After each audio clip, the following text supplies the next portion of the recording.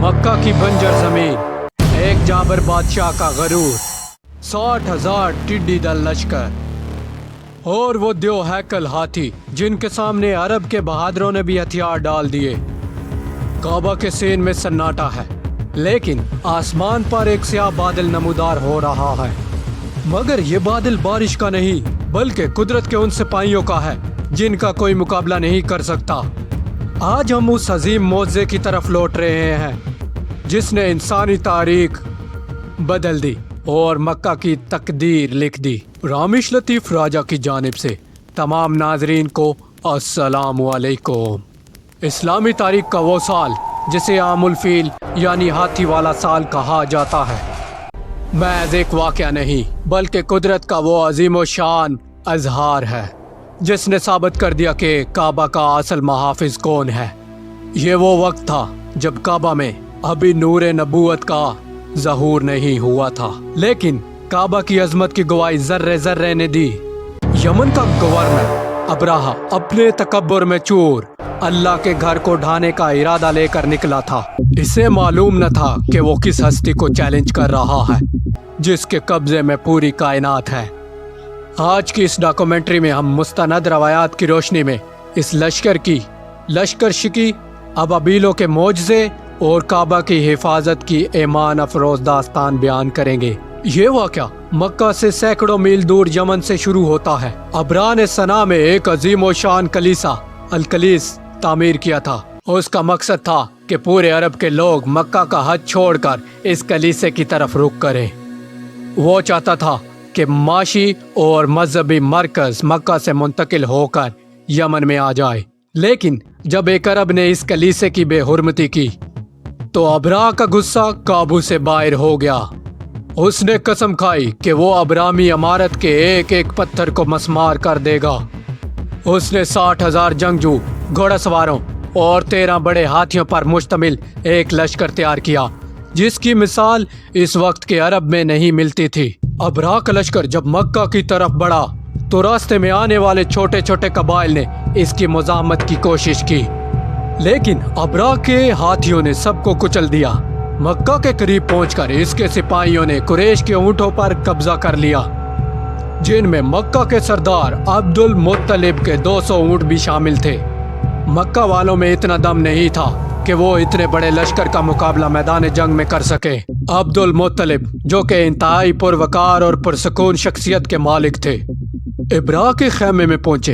इब्रा इनकी हैबत से मुतासिर हुआ, लेकिन जब अब्दुल मुत्तलिब ने सिर्फ अपने ऊँटों की वापसी का मुतालबा किया तो इब्रा हंस कर बोला, मैं तुम्हारे काबा को गिराने आया हूँ और तुम अपने ऊँटों की फिक्र कर रहे हो।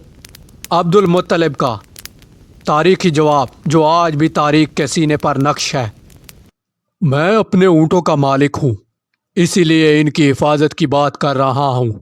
इस घर यानी काबा का अपना एक मालिक है जो इसकी हिफाजत खुद करेगा। मक्का के पहाड़ों पर सन्नाटा छा गया था। अब्दुल मुत्तलिब ने अहले मक्का को हुक्म दिया कि वो शहर खाली करके पहाड़ों की चोटियों पर पनाह ले ले। वो खुद काबा की जंजीर पकड़कर अल्लाह के हजूर गिड़गिड़ाए। ये एक जज्बाती मंजर था। एक बूढ़ा सरदार अपने रब से इल्तजा कर रहा था कि ऐ अल्लाह, हर शख्स अपने घर की हिफाजत करता है, तू भी अपने घर की हिफाजत फरमा। इधर अबरा का लश्कर मक्का की हदूद में दाखिल हो चुका था। सबसे आगे महमद नामी एक बड़ा हाथी था जिसे काबा की तरफ बढ़ने का हुक्म दिया गया। यहाँ से कुदरत का खेल शुरू हुआ। जैसे ही हाथी का रुख मक्का की तरफ किया जाता, वो जमीन पर बैठ जाता। उसे मारा पीटा गया, जख्मी किया गया, लेकिन उसने एक कदम आगे ना बढ़ाया। हैरत की बात यह थी कि जब उसका रुख यमन या शाम की तरफ किया जाता तो वो दौड़ने लगता, मगर काबा की सिमत में आते ही वो बुत बन जाता। इब्रा के सिपाही हैरान थे, मगर उनका गरूर अभी टूटा नहीं था। वो हाथी को जबरदस्ती आगे बढ़ाने की कोशिश कर रहे थे कि अचानक समुंदर की जानिब से परिंदों के गोल नमूदार हुए। आसमान स्याह हो गया। ये अबाबीलें थी। परिंदों के इन छोटे से झुंड में से हर एक परिंदे के पास 3 कंकरियां थी, 2 पंजों में, 1 चोंच में। ये कंकरियां बज़ाहिर मिट्टी की थी, लेकिन इनमें अल्लाह का गजब छुपा था।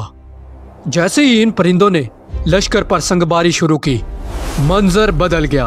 वो कंकरियां जिस सिपाही या हाथी को लगती, वो उसे चीरती हुई पार हो जाती। अबरा का अजीमो शान लश्कर, इसके हाथी और इसका तकब्बुर सब मट्टी में मिल रहा था। कुरान ने इस मंजर की अक्कासी कासफिन माकूल यानी खाए हुए भूत से की। अबरा खुद भी शदीद जख्मी हुआ और यमन पहुंचने से पहले इसका जिस्म रेजा रेजा होकर खत्म हो गया। काबा सलामत रहा, दुश्मन निस्तो नाबूद हो गया। वाक़या फील हमें यह सबक देता है कि मादी ताकत चाहे जितनी भी बड़ी हो, अल्लाह की तदबीर के सामने कुछ भी नहीं। ये वाक़या रसूलुल्लाह करीम सल्लल्लाहु अलैहि वसल्लम की वलादत से कुछ अर्सा कबल पेश आया, जो इस बात का इशारा था कि अब काबे से बुत खत्म करने वाला आने वाला है। आज भी जब हम काबा की तरफ रुख करते हैं तो हमें ये याद रखना चाहिए कि इस घर की हिफाजत का जिम्मा उस अल्लाह के पास है जो अबाबीलों से हाथियों को शिकस्त देने पर कादिर है। हमारा ईमान मादी वसाइल पर नहीं बल्कि मसबाबतुल असबाब पर होना चाहिए। हमें चाहिए कि हम अपने दिलों को काबा की तरह पाक रखें और उसी वाहिद ताकत पर भरोसा रखें जो कायनात की असल मालिक है। सब्सक्राइब।